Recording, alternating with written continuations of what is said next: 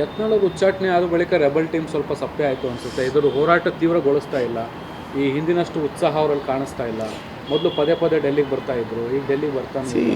ಯತ್ನಾಳ್ ಅವರು ವಾದ ನಾವಿಲ್ಲಿ ತರೋದಕ್ಕೆ ಸಾಧ್ಯ ಆಗಲ್ಲ. Is expelled from the party.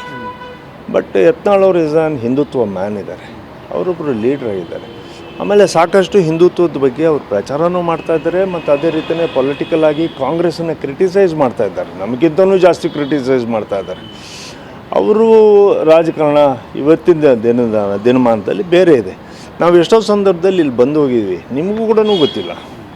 Not because ಆ ಥರ ಪಬ್ಲಿಸಿಟಿ ಮಾಡ್ಕೊಬೇಕು ಅನ್ನೋ ಉದ್ದೇಶ ನಮ್ಮ ಟೀಮಿಗೆ ಯಾರೂ ಇಲ್ಲ, ಅವಾಗೂ ಇರಲಿಲ್ಲ, ಇವಾಗೂ ಇಲ್ಲ. ನಮ್ಮ ಉದ್ದೇಶ ಇರತಕ್ಕಂಥದ್ದು 2028ಗೆ BJP ಫುಲ್ ಫ್ಲೆಡ್ಜ್ ಆಗಿ ಒಂದು ಗೌರ್ಮೆಂಟ್ ಆಗಿ ಬರಬೇಕು ಅನ್ನೋದು ನಮ್ಮ ಉದ್ದೇಶ ಇದೆ.